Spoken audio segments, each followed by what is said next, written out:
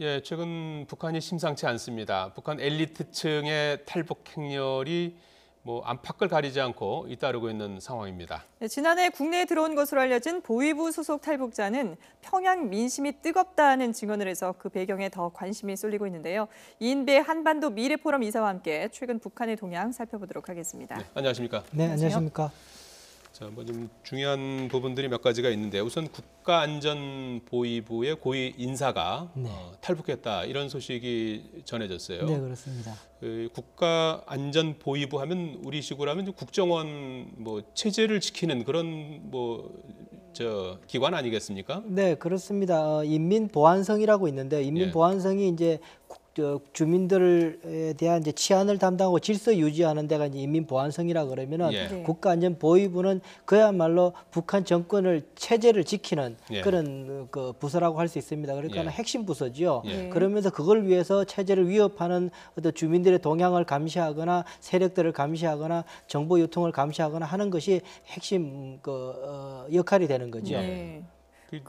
지금 누가 들어왔는지는 구체적으로 드러난 건 아니죠? 네, 그렇습니다. 아직까지 구체적으로 드러난 것 같지는 않고요. 일단은 이제 확실한 거는 보위부 출신 간부급, 국장급 정도가 들어온 거로 그러니까는 지금 알려지고 있습니다. 그것까지는 확실한 걸로 보여집니다.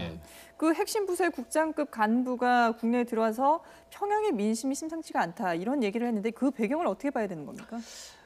그 말은 중요한 의미가 있다고 봅니다. 아마 이 사람 정도가 되면은 평양시가 갖는 정치적 의미, 체제적인 의미를 알고 있기 때문에 이 말을 했을 건데요.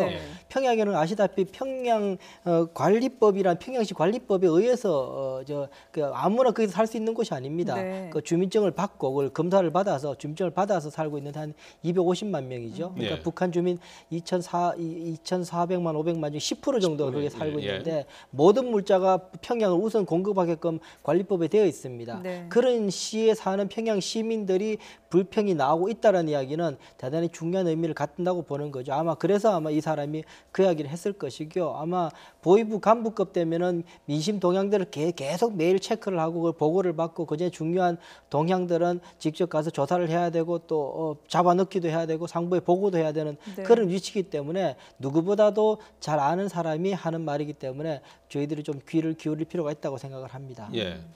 김정은 체제가 들어선 게 2011년 이후에 이렇게 안정화됐다는 얘기는 별로 들리지 않았고 그 동안에 계속 이제 숙청이다, 사형도 140명이나 사형시켰다면서요. 계속해서 좋지 않은 얘기들이 꼬리에 꼬리를 물고 이어지고 있는데 최근에 이런 흐름은 좀 더 좀 주목해 봐야 될 내용이라고 봐야 되는 겁니까?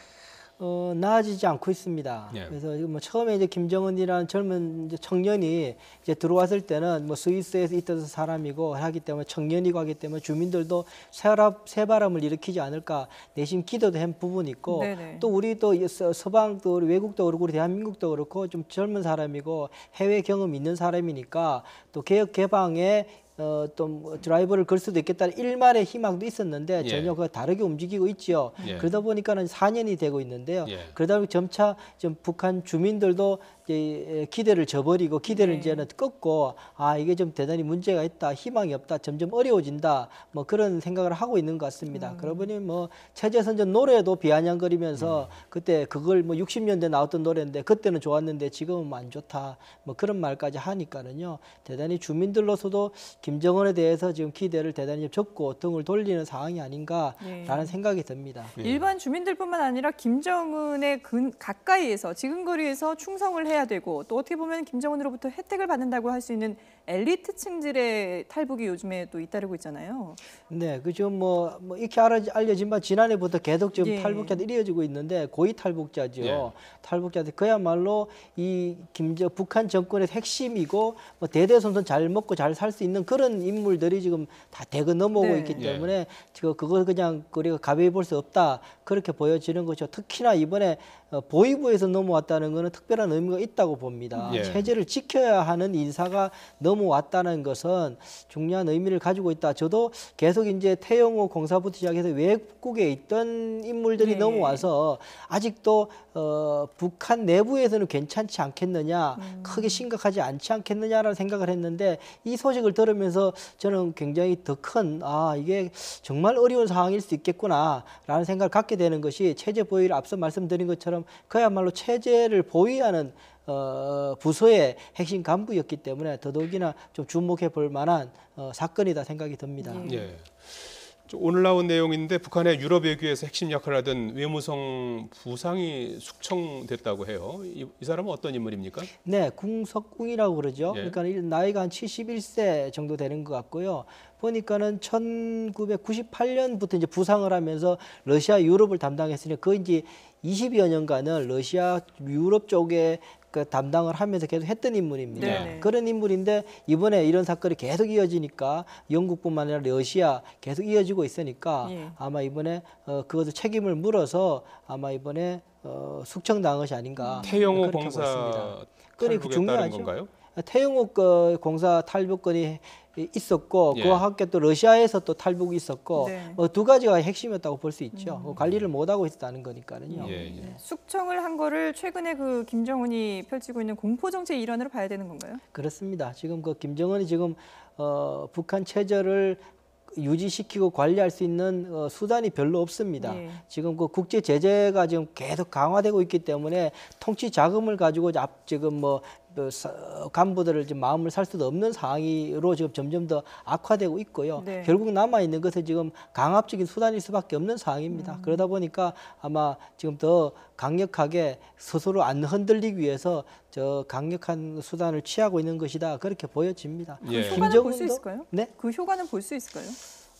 효과는 점점 더 어려워집니다. 지금 네. 최근에 나오고 있는 이런 탈북자들이 이렇게 나오는 이유가 뭐냐 하면 예전 같으면은 대대손손 잘 먹을 수 있는 핵심 간부들은 나올 필요가 없습니다. 그냥 혼나더라도 예전에 김정일 때만 하더라도 뭐 혁명의 교육을 받아서 뭐 몇 달 아니면은 예. 길게는 한 3년 정도 있은 경우도 있었는데 했다가 다시 복귀를 시켜서 일을 했어요. 그래서 그렇게 해서 다시 먹고 살고 자기 삶에는 지장이 없었는데 이번에는 뭐 다르지 않습니까? 차원이 장석택 현영철 같은 경우에는 그 잔악한 방법으로 네. 처리를 했기 때문에 예. 여차하면은 뭐 큰일 날 수 있겠다고 생각을 하기 때문에 나올 수밖에 없는 상황이죠. 최근에 보면 뭐 주의 고하를 막론하고 이제 뭐 많이 넘어오는 그런 상황이고 지금까지 이제 탈북자 수가 3만 명을 지금 뭐 이제 오늘 내일 뭐 넘을 것 같아요. 네, 그럴 겁니다. 탈북자 전체 수 네. 3만 명인데 네. 이번에 국군의 날 기념사에서 박근혜 대통령이 남쪽으로 오라고 하지 않았습니까? 네, 그렇습니다. 대량 탈북 사태 이런 걸 좀 염두에 둔 발언입니까? 대통령께서 그렇게 말씀하시게 되면요. 예. 저도 이제 청와대에서 근무해봐서 알지만 그런 말씀을 하기 위해서 그 하부 단계에서부터 정책적으로 얼마나 준비되어 있으면 어떠한 방책이 좀 효과 있는가에 대해서 정보와 우리 정부의 태세들을 다 점검하고 말씀하시게 되는 겁니다. 네. 그냥 감정적으로 이렇게 한번 해서 뭐 긴장시키자 그렇게 하지는 않습니다. 심리전 이런 거 아니고. 네, 그렇게 할 수는 없습니다. 예. 그 대통령의 자리가 그렇지 않지 않습니까? 예.